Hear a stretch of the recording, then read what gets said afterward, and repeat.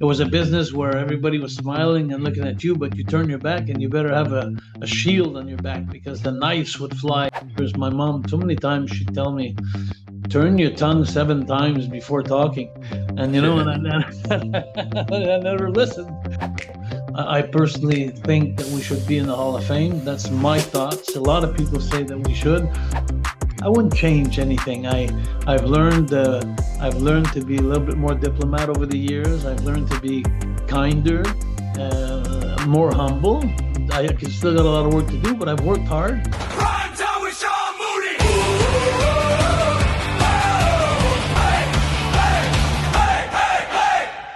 Folks, it's so great to sit down once again with my good friend Jacques Rougeau, and through the whole time that I knew you and during the golden era, as we talk about it, you and Raymond, especially you've always been able to, I don't know how to say it more simply, but how to stir things up. I mean, and I know it's for you, it's in and out of the ring.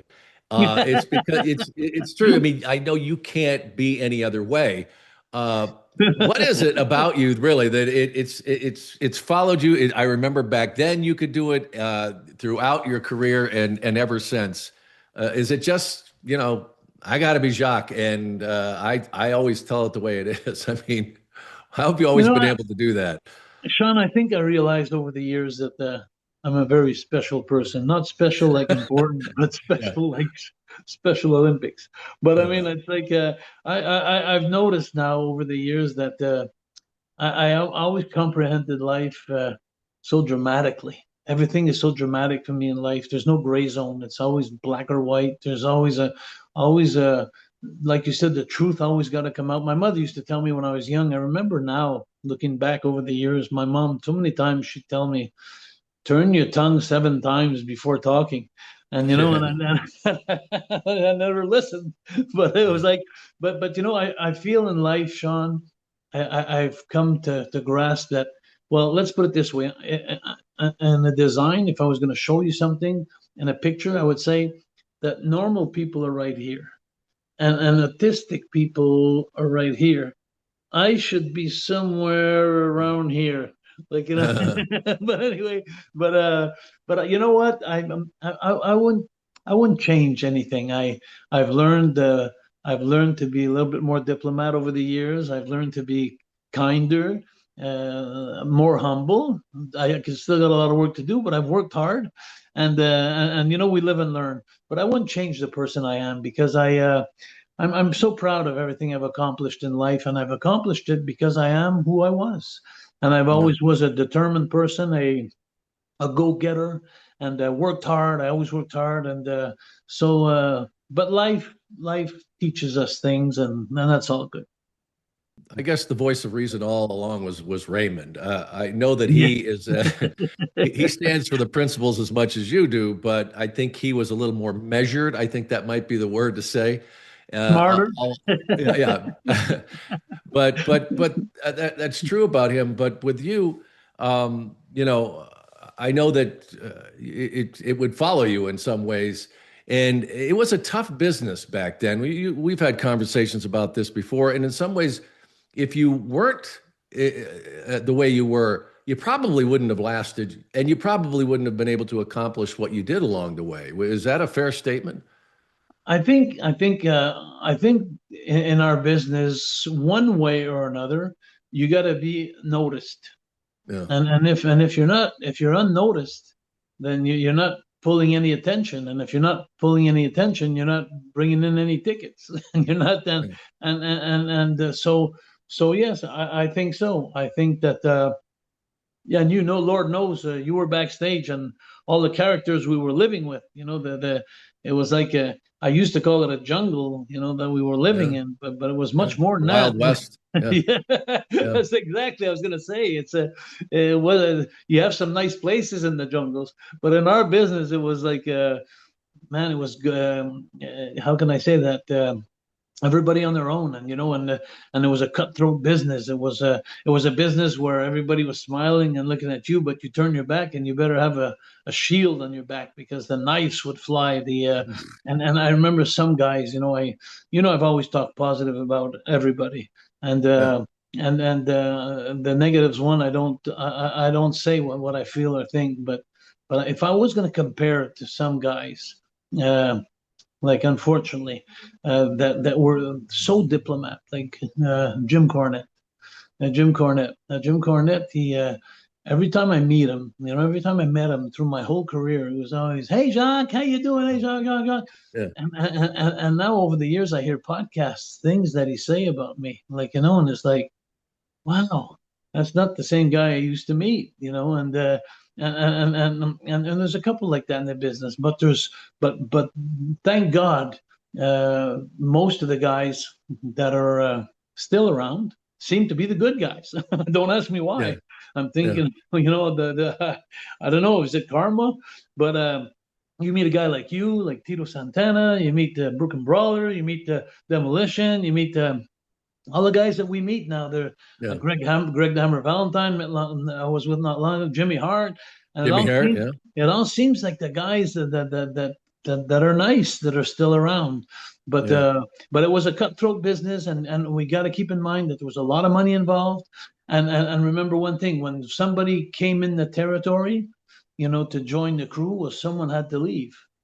So it was like when we came in, we were taking somebody's place. So therefore, us being foreigners and coming in, when we came in, Raymond and I, well, we were taking two American places, somebody out of there, and so a lot of those people that were going to be put aside on the shelf, if you'd like, or let go, were friends with a lot of the talent that was there. So a lot of the talent that was there would sometimes not make it so easy for you, to try and if you don't tough it out or if you don't make it, then the other friends come back, and it's like, Yeah. but it was a doggy dog world, and but thank God, we made it, and we made it for many many years, and we were lucky. We were lucky. Yeah. As always, you have a lot going on. But first, let's just talk about the Rougeau family, the legacy. People from my era, of course, knew of the Rougeau brothers, the fabulous Rougeau brothers, along with your brother Raymond. And they think that in many ways, that's it. You guys were this tremendous tag team, but it goes much deeper than that. Tell me about this legacy of your family. Well, it's first, hi Sean. then I want then I want to say that I'm so happy with what AEW is doing for us this Sunday coming up, actually, Yeah. on the 26th. Like you said, the Rougeau family is much more than it's much more than Raymond and I. It's my great uncle Eddie Oshie, who started in 1946, and then it's my uncle Johnny, who started in 1951, and then my father started in Jacques Rougeau Sr., who started in 1956, and then Raymond in 72, myself in 77, Armand in 79, the three brothers, and then my three sons that came in the 2000s. Yeah. I had my three sons, so we're four generations of wrestling, but but the road was already mapped out by my uncle and my great uncle and my father, which paved the road for us, and it was but it's an amazing thing. It's 80 years of wrestling. Um, there's not a Quebecer, not one human being in Quebec that doesn't know the Rougeau family for one thing or another, because my uncle Johnny was implicated in so many things, not only in wrestling. He had a hockey junior hockey league team, and then he became the president of the junior hockey league, which is just under the NHL. And then he had the Mocambo Club, one of the nicest nightclubs in Montreal, where in the 50s and 60s, where Chubby Checker and Tina Turner used to come and sing, and it was one of the nicest nightclubs. And then my uncle Johnny went on to be a right-hand man and bodyguard of René Lévesque, the guy who wanted to separate Quebec from Canada for so many years, the prime minister. My uncle Johnny was his right-hand man. So my uncle Johnny He reminds me a little bit of Simon Cowell, on The Voice. There, he's got Yeah. his fingers in every pie, so yeah, the Rougeau tradition and Rougeau family was very big, 80 years. Yeah, absolutely. And we should back up a little bit. As you mentioned, there's a big event taking place this Sunday in Montreal at the Bell Center as now they're going to be honoring the legacy. And as you mentioned, 80 years, man, it's just amazing. And what a great place for it to happen. Yeah, so much history for Raymond and I personally. We beat the Hart Foundations for the World Tag Team title. I beat Hulk Hogan, and Raymond boxed with Owen Hart, and, and then we had the biggest feud Quebec has ever seen against the Garvin brothers, Jimmy and Ronnie Garvin. We sold out every arena in the province of Quebec. Breaking all record assistance, and Raymond and I, for us, the Montreal Forum, the Bell Center, the Molson Center is historic, and for AEW, to a company that I've never worked with, to come and to honor us, I just find it so amazing. And I got to tell you, Sean, when I told Raymond that this was happening, because QT Marshall was the one who called me, and QT Marshall asked me if I wanted to go see the show on the 26th at the Bell Center. I said, well, I don't go to wrestling anymore that much. I'm not really into it. He said, Jacques, you got to come to this one. He says, because we'd like Tony Khan asked me that to honor you guys, the Rougeau family. And when I called Raymond up and told him that, I saw sparkles in Raymond's eyes. Like, he right away he said yes. And it was like a weight off our shoulders. It was like something that we were waiting for a long time, some recognition, and never came elsewhere. So we're just so happy and very happy. And I know they're going to show. I got the idea they're going to show because they asked for pictures and historical matches in the family that we sent over. So I'm sure they made a video of some kind that they're going to play on the giant jumbo screen up on top. But I know they're going to play this video, and then after they're going to introduce me and Ray. And you know what, Sean? I'm a big hockey fan, especially when my Montreal Canadiens win. But anyway, I'm a big hockey fan, and through the years, I always compared this because I've done a lot of media this week. I've talked to a lot of people about this event coming up, and I told them it's like when I was watching hockey, and before the game they would honor a Guy Lafleur or a Pete Mahovlich or a Jean Béliveau or and they weren't even playing anymore for many years, but the people greeted them so nicely, and it was just amazing. And I watched those tributes. And I always had goosebumps and everything. And I always said to myself, who knows, maybe one day the Rougeau family will get one. And here it is this Sunday coming up. It's going to be amazing. And I'm so excited. I've actually, to be honest with you, Sean, I've had a few sleepless nights. I'm having dreams, waking up in the middle of the night where it's not going so well in my dreams. But anyway, it's a great moment coming. And you've mentioned before that the relationship with the WWE has not always been good. Why do you think it cost you? Because you were there a long time. Ray was there for a long time. Besides a wrestler, he announcing, and I'm kind of astounded why that the recognition hasn't come.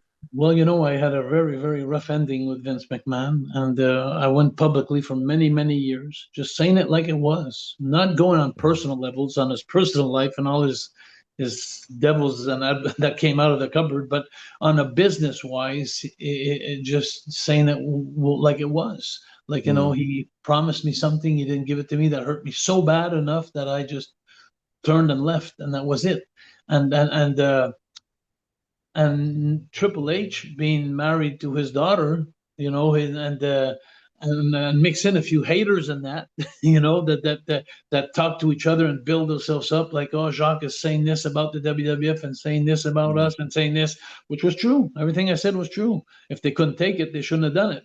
But anyway, but I also think that over the years, I think they should come to realize that you don't put someone in a Hall of Fame for your personal relationship with them. You put them in with their accomplishments. And like you said, I had three major characters that got over. The Quebecers, three-time tag team champions. We were astonishing when we came in, Carl and I. And then the Mountie. Lord knows the Mountie was incredible. And even the jailhouse match with his iconic against Big Boss Man. And the Fabulous Rougeau Brothers with my brother Raymond, for 4 years. We were the Rougeau Brothers and going out in arenas around the world. And many nights, Sean, many, many nights.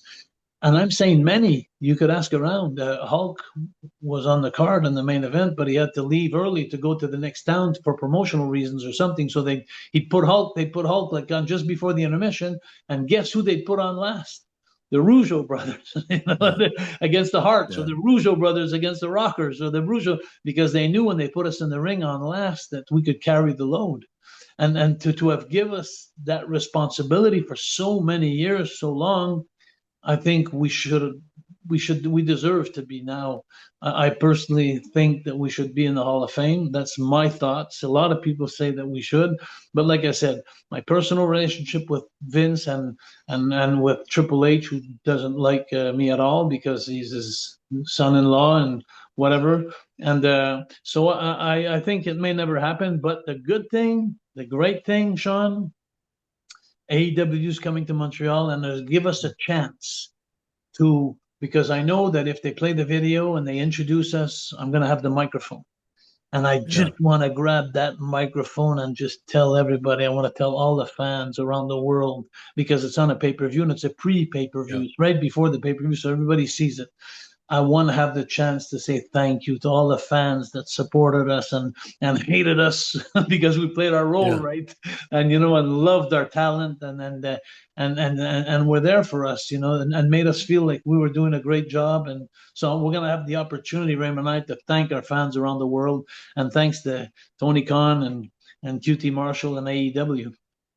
Yeah, and you said it. It really should be based on merit. And there are still, I think, several others that are deservedly so, but right up there on the top of that list.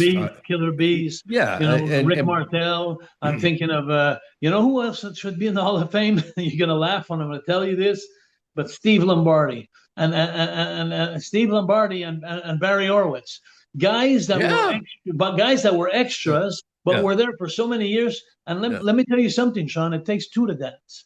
I know. When you have a good match, you can't. It's not on your own. When you're four in the ring, it takes four to dance. And without those guys that did such a great job to promote and to value the other guys in the ring, it wouldn't have happened. And a lot of guys tell me sometimes, but how many belts did he win? And I'm looking at them and I'm saying, hey, the belts that you won is the pen in the ear. It's the boss, the script. It's a script. But let me tell you something. It has nothing to do with the talent, the belt. It's who you know, and it's being at the right place at the right time. And it's all kinds of reasons why that you have belts. It's not because you're a better talent. But unfortunately, some talent believes that they're better because they had so many belts.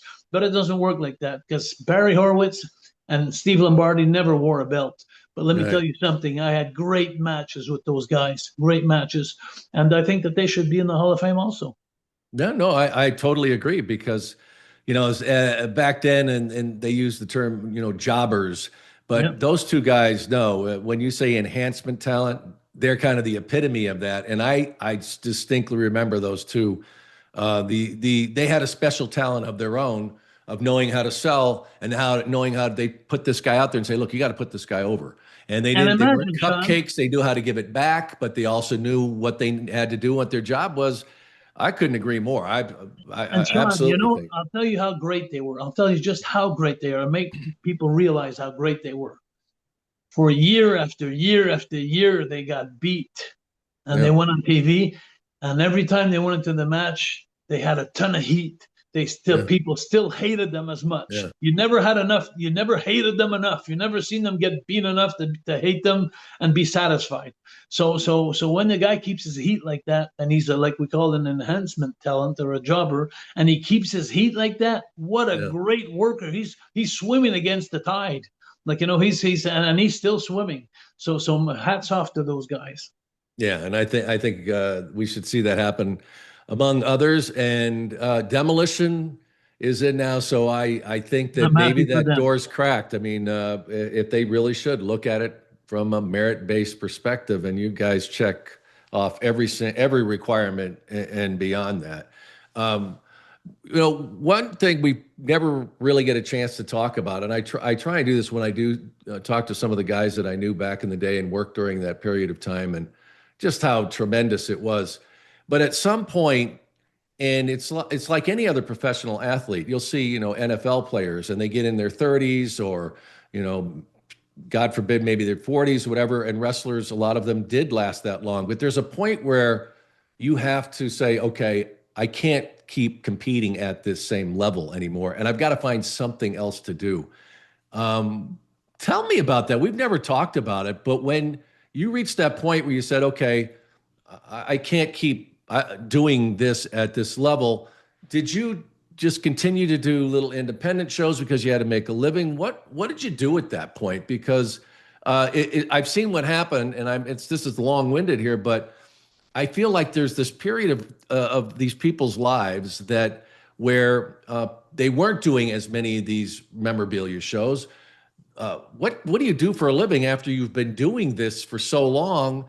Now we see this great resurgence. Everybody, it's awesome to see every week. If you guys want to go to a show somewhere, you can go and make a very, decent living.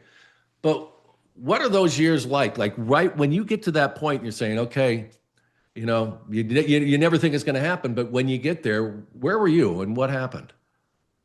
Thanks for asking, Sean. I'm glad you opened this door because it's a door that I'm proudly walk into. I started my own company, my own family-orientated company, and that's where my three sons appear, the fourth generation of the Rougeau family. I was stayed into wrestling, and not on the same level as you know, and I was booking my shows, tag team with my sons, having great times, selling out my arenas in Quebec, having fun because we had such a great reputation, and my sons were so good. They were, and the crew. I had my wrestling school for 25 years, so I actually taught Kevin Owen how to walk. He came in, he was 14 years old in my school. He left at 18 years old. For Hmm. 4 years, I used to train Kevin 3 days a week for 2 hours every time. Showed him how to walk, to crawl, to talk, to I showed him everything. And I had a great school. And then after that, during my times in my wrestling school, and my shows that I was surviving very happily, I reinvented myself in humor, comedy, stand up. And I started doing it. Yeah, I do a Yeah. show. I've been doing a show for 8 years now. It's a stand up show and it's all about my wrestling career, but in humor. And you should see the fun I have. And it's amazing, Sean. You know, um, I'm going to tell you how I do it. So I'll give some advice to people who want to do this, but it's amazing.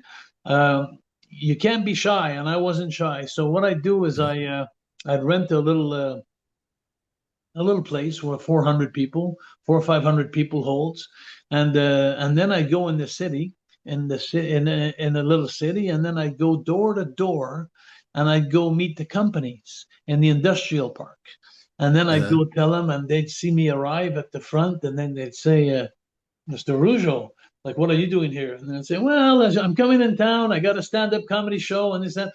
And about 20 minutes later, I'd walk out. I'd sold 20 tickets.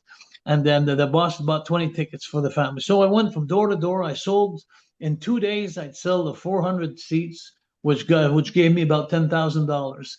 And then I paid my place $1,000. And at the keyboard there, putting the pictures up and the videos is my girlfriend, so she didn't cost me nothing. And then she was the reception girl. She was everything. I yeah. was a stand-up comedy guy. So I was making a lot. I'm making a lot of money with these shows. I do about 4 or 5 a year, and that's enough. And within 3 or 4 days, I sell out my places, my venues, four or Yeah. 500 people, and I go meet the people and right in the building, and I do cold call, what you call a cold call, no appointments, Yeah. just knock on the door, come in. Yeah. But you know what, Sean, I'm gonna tell you something. It pays to be nice in life, because Mm. all my life I've always been there for everybody, charities for people that would call me, hey, it's my son's birthday, would you please give him a message or something? I'd say, well, what's your address? And then I'd go right to his home, and then I'd go and bring him a picture. So I did that all my life. Anybody who stopped for a picture on the sidewalk or something, I'm sorry, I don't want to bother you, Mr. Bother me? The day you stop bothering me, that's going to bother me. So then come on, let's take a picture. And I was always close to my fans and close to everybody. And then for 25 years also, Sean, I was in schools giving conferences against bullying because of the incident that happened with the Bulldogs. That traumatized me so much that when I left the WWF, I started going in schools in front of 4, 5, 6, 7, 800 kids in the Lagura where they get in the school. And I'd have what a ball, what a blast I had. I go in there, and now imagine you have 800 kids from third grade up, and they're all know-it-alls, and and they all have attitudes, and so and I'd get them so quiet. I'd get them so quiet to listen to me, and how I do it, Sean, was a trick that I had was amazing. I'd bring on the stage with me a big giant mat, the ones that are about 3 feet thick, where when you're doing gymnastics and you fall into it and it's really soft, those big mats there.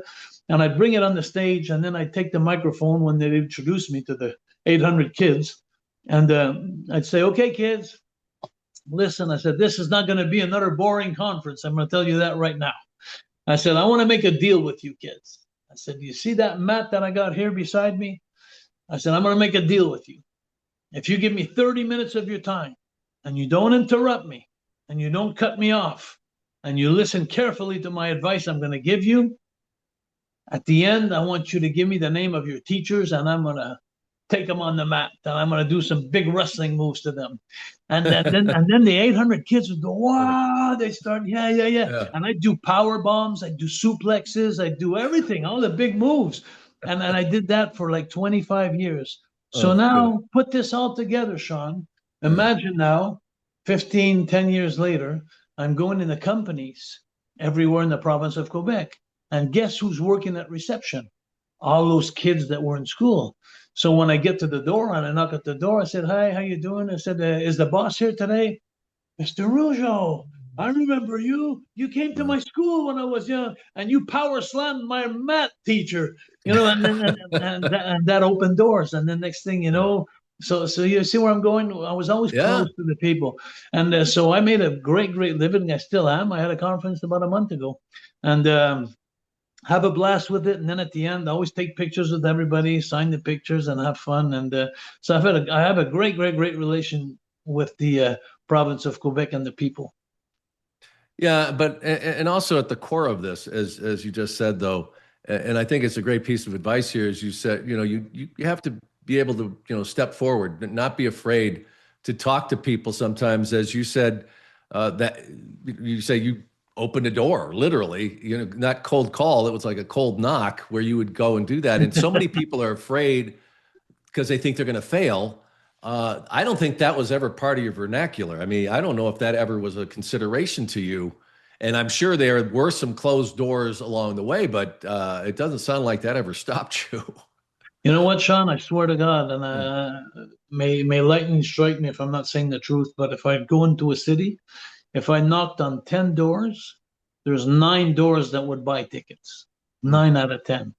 So that made it easy on my self-esteem and my morale. Like, that kept me going, because I was saying, even if I hit once in a while, I hit a door that says no. I hit 5, 6 in a row that say yes.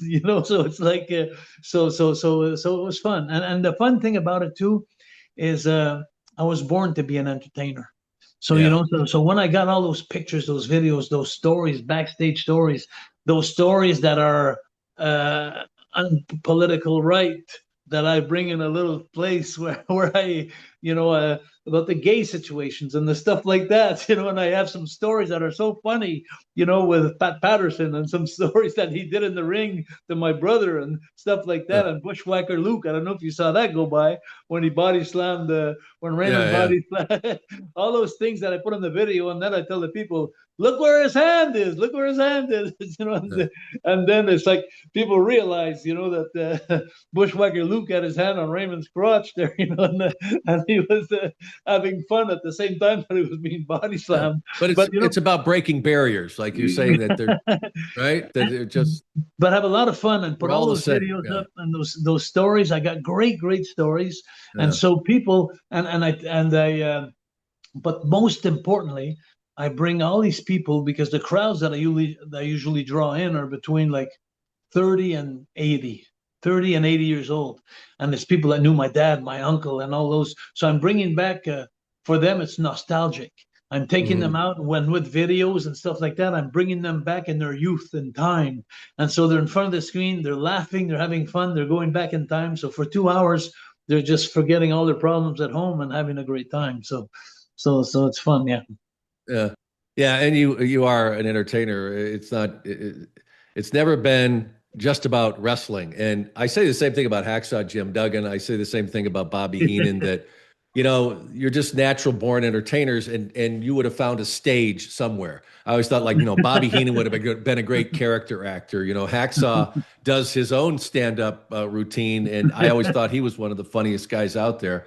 Yeah. But like we said, they still keep finding ways to remember Jacques Rougeau. And one of the latest is this new it's kind of a cult video game that was really popular in the early 2000s that's back now, and it was a Ghostmaster Resurrection. And Amazing. yeah, you've told me about it, and I'm really fascinated. I actually went and looked because I didn't really know about the game. I'm not a gamer, Me but either. I went and did a little research on it and found out that it was had this cult following. Now, when you're talking the world, a cult following means millions. And I know that this is one of those games that people just dive into. And now they have brought you into it, of course, because you're a Incredible. natural, you're a great character. And Actually, Sean, I'm a supernatural, yes, that's supernatural right. officer. Supernatural officer Jacques Rougeau. How did this come about? Well, this is amazing. This is a guy from Montreal that's part of this huge company, and it's Yeah. called Strategy First. Who just he was a fan of the Rougeaus all his life, and he was a fan of my characters and stuff. And then he Yeah. approached me and he said, "Jacques, we're having this new game coming out this year, and I was thinking of you, and I thought I'd like to put your character in there, and it's just amazing. It's out of reputation and friendship, I guess, but it's going to be in 22 different languages, and that's amazing because it's not even wrestling. It's it's a Yeah. it's a game, and my name, the supernatural officer Jacques Rougeau, is going to go around the world again. My name's going to be circulating, and what a great legacy, I guess I'm going to leave again, to join Yeah. the family name. But the fun thing Forever. about the game, the fun thing that where he got me good when he hooked me on this thing, is he told me, because I asked him, I said, well, what am I going to do in this game? And then he says, well, you're going to be imprisoned. And he says the gamer's got to go and free you. So when I thought Yeah. prison, and then I saw my character that looks like the Mountie who got sent Yeah. to jail. So Yeah. that's where I think he got the idea, the Right. jailhouse match. But anyway, so he says you're going to be in prison, and he says the gamer's got to free you from that prison. I don't know how. I never gamed, but Yeah. once you're freed, he could use you in his own benefit. Like for example, I'll give you an example. Um, arrête de craquer la porte, s'il vous plaît. My girlfriend's coming in and out, and she's cracking the door here. I'm gonna body Yeah. slam her in a minute. And she's So, constructing your house, but we'll yes, talk she's about that building later. in the house. You believe that? So anyway, so all this to say that this character, once he's freed, the supernatural officer Jacques Rougeau, once he's freed, I'll give you an example. We're at the Bell Center. The Montreal Canadiens are playing hockey, and Mhm. then they're playing against Boston, which is one of the biggest rivalries, the Boston Bruins in Montreal. Yeah. So in the first 10 seats in the Bell Center, people from Boston, they bought the tickets to come and to boo the Montreal Canadiens, to sit in the first row and to try to intimidate the Canadians. We had Yeah. that in wrestling sometimes. In the old days, Right. remember they used to cheer for the bad guys instead of cheering for the good guys. So the supernatural officer, he has the powers. He has powers to go and bully and intimidate the people that come to bully, intimidate the Montreal Canadiens. So it's like and that could be used in hockey and different arenas too for different things. So Yeah.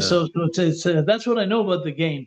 And like you Yeah. said, Sean, you're not a gamer and I'm not a gamer, but my girlfriend's a gamer. My kids are I'm gonna have to gaming. become My, one, I think. yeah, and everybody Yeah. else is gaming. Yeah. I'm just the only one that's not out there. But I'm gonna have to eventually, when the game comes out on July 30th. My character's Yep. coming out July 30th. I may have to just kind of try it and No, see you what I do can it. do with myself. You Yeah, ever heard my the kids. expression? You ever heard the expression? You're gonna play with yourself? Yeah, well, different version with a controller. Um, but it's my kids are into these games too, that where you Uh, get to go into these worlds, and that's what it is. It's this gigantic, vast world that you can go into, and like you said, you're part of this, and they have to come and try and free you. And God forbid you get free, because you're going to wreak havoc. But it's all happening. I think your character debuts, you said July 30th, yeah, and I think you can. It's on available for PlayStation 5, Xbox it's Series, everywhere. Nintendo Yeah, yeah. Switch. I couldn't Yeah, believe it. everywhere. I So can't believe it. So yeah, I'm honored. I'm thrilled. I want to that's cool. thank Emmanuel Wall for this strategy first, and the whole company that came and got me out of the cupboard and put me into this game and making me live again some great moments and with Mm. fans around the world, but in a different era. There's something I want to bring up to you before. I know you're going to let me go soon, Sean, but I want to talk to you about something that means the world to me. And on May 15th next year. I'm a planner. Yeah, Anyway, you're so still going. Yep, you yeah, got plans. I got a big show coming up in Montreal at Leonardo da Vinci, and I've been doing that for 3 years, a wrestling academy, which I brought the best wrestlers from all the independent federations across Canada, from Halifax to Vancouver to Calgary, Edmonton, everywhere, Manitoba, Saskatchewan, Ontario, and I bring them to Montreal. I go get the best talent, and I bring them to Montreal to showcase and to win big prizes and trips to go to Mexico, and they went to the QT Marshall and Cody Rhodes school, the Nightmare Factory. They went there for a couple of years in a row, my winners, and I give them opportunities like that. And next year, in May 15th, I'm having a reunion, the best talent that I've had over the 3 years, the reunion in this show. But what makes this show so special to me is I started wrestling in 1977 for Wow. Stu Hart, Bret Hart's father. Bret was driving the bus So at if you're that time. talking He wasn't 50 even a years, right? This is going to be so the 50th. 50. It's going to be Yeah. my golden year in wrestling as far as Oh, wrestling or promoting. And who has a chance to live their dream for 50 years, Sean? Isn't that wow. amazing? Yeah. Well, that's awesome. And you always have lived it your way. And Raymond was the planner. Raymond put it away. You spent it all. But I honestly, I have to tell you though, I admire that in such a sense, because I know that one way or another, you've always figured it out. But I know you spend time in Florida. You've got an RV. You got the bird. Your lovely partner. And you just travel all over the place. I know you go to these shows, and now you have a new place by the river. So sounds like you're pretty happy. I'm very, very happy, Sean. And I always had the philosophy of one good one and one bad one. One Yeah. good one was when I die, I'm not going to take anything with me. you That's know. right. So, but the bad one was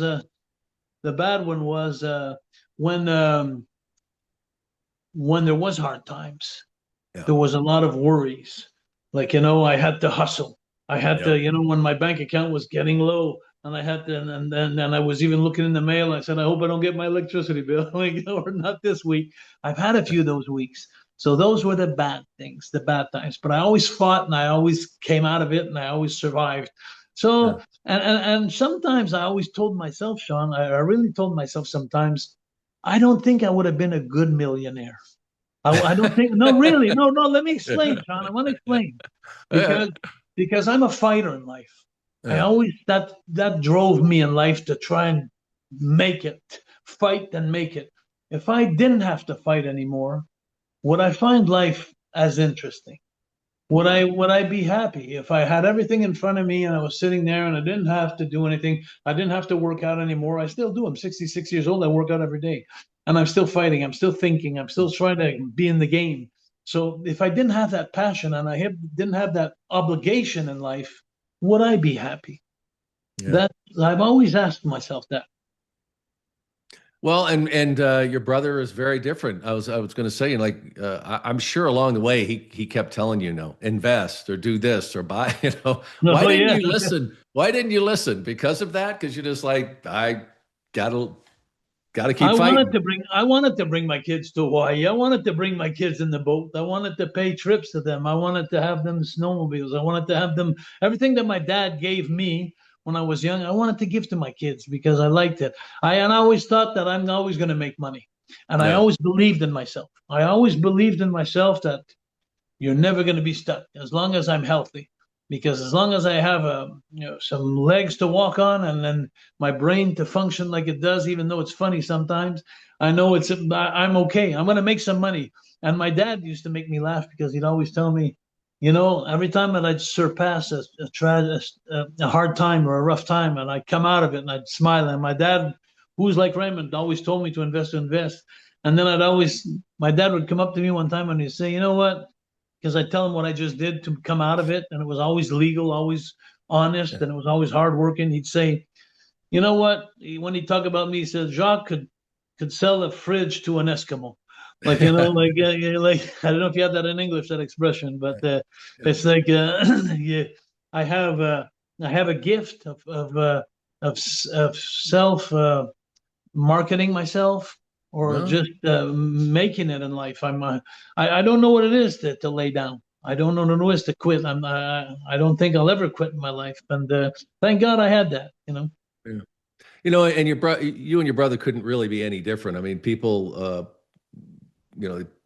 find it hard to believe that you guys are brothers. He's your big brother, but you have lived very different lives, had different philosophies on. But tell me about that relationship. Tell me about the mayor, and that it just shows how responsible Raymond is. I mean, Yeah. he's been mayor for a number of years now. Second term. He's on his second Yeah, term. It's amazing. He's always been good with investing money. He's always been yeah, good and organized. He was always responsible. He was yeah, always telling everybody what they should do in life, like what's better for them, and and he was good at it. So that's why he's mayor. And but the greatest thing of him being mayor now, I think when he became on his first term mayor, I thought to myself, well, I can't wait to see how that's going to go. But when they, but when because I didn't like it when he was telling me what to do all the time. But I'm his brother. It's okay. And I was wondering if he had the same philosophy with people too.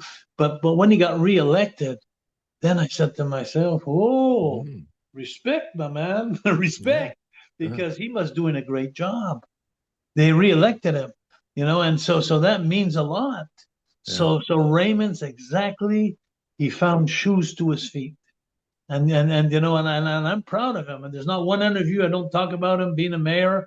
And I always tell the people he's a smart one. But yeah. So anyway, it's going to be a great Yeah, moment Sunday night. Me and him yeah. together. Yeah. And what about that relationship though, just brother to brother? Because I think that you've probably have felt very blessed that he's been there all along. You know what? We've had our ups and downs. Don't get me wrong. On a personal Yeah. level, we have our ups and downs. But like I said, you make your own bed, so you sleep in it. And Raymond made his bed his way, and he slept comfortably all his life in his. And I made mine the way I am and the way it is, and I sleep very good at night. Yeah, you Not never made laughing. it. You never made the bed every day. You just kept it. Yeah, Just- yeah, exactly, You're just exactly. waiting to see what My else would girlfriend happen. makes the bed when we get up in the morning. Otherwise, it's going to be a mess all day. Yeah. But yeah, I think you got to. We're great. How can I say that? We're great partners, Raymond and I, because the things that Raymond brought to us as friendship, as brothers, as a team, was things that I lacked of. And the things that I brought to us and to our team and to thing was something Raymond lacked of, during this period, because Raymond was more down to earth, more he turned his tongue 7 times before he spoke, and he was more mature and more this. But my showmanship, I don't know how to say it, my being different than him, made together, we made a great pair. Yeah, Like, absolutely. You yeah. know, and I got the chance to catch up with him. We did an interview recently, but then also and got to know at Legends Mania. And, you know, there's always people out there that are tearing things down. But, as I said on my show and everything, is that I had a great time. I just thought it was a great event. Everybody took really good care of me. You mentioned some of the great names that were there. I hadn't seen Rick Martel in years since I left the WWF, and and seeing Hacksaw, catching up with him, and Tito Tito, Santana. Greg, Um, Greg, yeah, Greg, it was Sarah Page. That yeah, was yeah, fun to see her, right? it was a great experience for me. Yeah, But yeah. I hope and seeing you back in the ring with Harry, and I had a chance I had a car ride with Harry Smith, and did an interview with him, which is up now on Prime Time with Sean Mooney, which was really fun. It's just us in the car, and I'm talking to him about Uncle Brett and growing up with the Hart family and Canadian wrestling. It was a great conversation. Was that after But our match? no, this is pre-match. This is Oh, before, pre-match. and it was funny Okay. because when we were wrapping up, and I said, like, "Is there any heat?" I mean, he sold that all the way through, and it was great. But I hope that you've realized that you can't keep going in there and doing that anymore, because I Yes, saw I you did after that realize. I match. did Yeah, realize, that, especially a guy 6'6" and as strong as Harry. yeah. But you know what?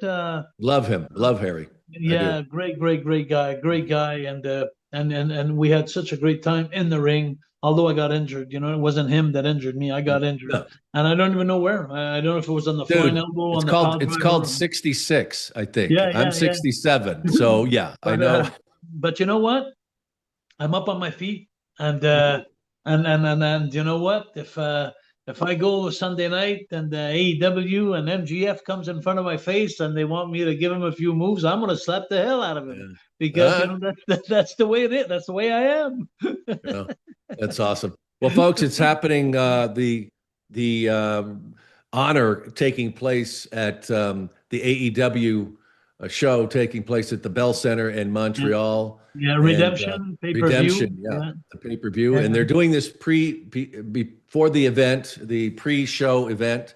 Uh, well deserved, and I think that people need to take a look back at the history of not only the Rougeau family, but also the Canadian wrestling, because I remember what an influence that was. That a lot of those guys that ended up coming and helping put over the WWF, taking it where it would go.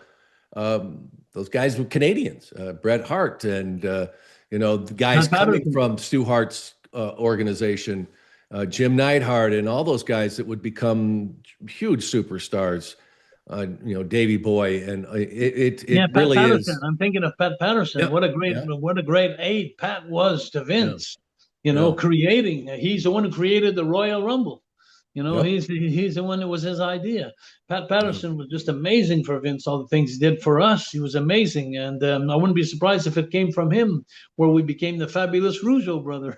Oh, With the yeah. little American flags. Pat had a mind of a genius for the business, and so yeah. So there's a lot of Quebec and Canadian talent that came out of Canada, of course, to enhance the wrestling world, and so. But anyways, I can't wait for Sunday. I'm looking for. I hope. And the fun thing about this, like I said, if you want to join this Sunday night, 6 o'clock to 7, it's a pay-per-view redemption, but you don't have to pay for the first hour. Everybody could see it around the world for free. Because when QT Marshall asked me this, you know me, I asked Yeah. QT. I said, QT, how many people are going to see this? Like, and then she Right. said, I said, it's a pay-per-view. I said, maybe. So then I said, and you told me it's going to be before the pay-per-view. So I said, nobody's going to see it. He says, Mhm. no, you're wrong. He says, everybody's hooked on before the pay-per-view because it's Right. free. And then after that, so he says, more people are going to see it than the people on the pay-per-view. I said, really? So that was like, that hit home big time. So like I said, I'll have a chance to say hi to all my fans around the world, and it's going to be amazing. Yeah. Celebrating 80 years of the Yeah, Rougeau's legacy. Rougeau family. Yeah. Fantastic. Well, Jacques, you're one of my favorite people. I always love when we get a chance to catch up, and I can't wait till we cross paths again. Good luck with your girlfriend fixing up the rest of the house as you sit there Yeah. and watch it all happen and And I hang have out by the something to tell river. you, Sean. I have something to tell you, Sean. I'm going Let's to tell hear you it. something that no one has ever told you. Uh-oh. Yeah. Okay. You better keep this on too. You better not edit this. I met Mean Gene Okerlund was one of my favorites, and with you, and there was a couple of guys that I really liked. Yeah. But you, contrary to all the others, although they were very professional on the air, and then after that they were like, okay, see you, Jacques, or see you, Jacques, and that was it. You're the same guy on the air, outside the air, in the Mm. bus, in the train, in the plane, in the arena. You're the same likable, lovable guy. And that makes you one of the most special announcers that I've ever met in the WWF. I want you to know that. No, Jacques, thank you for those kind words. And I hope I can come fishing on the river sometime. Yeah, yeah. If River's you right come to out back, Montreal, right? if ever you come to Montreal, I guarantee you I'll bring you to Raymond's house. No, I'm kidding. I'm kidding. I'll bring you to my house. Thanks for having me, Sean, on board. Thank you so much. And I hope you watch the free pay-per-view, the first hour when Raymond and I get honored. I think you're going Yeah, to oh, like it. absolutely. I hope you Absolutely. And watch. I hope everybody else tunes in. You're going to learn a few things about history and well deserved. Thank you so much. Thanks for taking the time. And like I said, hi to all the fans out there that used to love us and hate us. And thanks for being there. It's thanks to you that we were there. So well, thank you, Sean, very much. All right. Jacques Rougeau.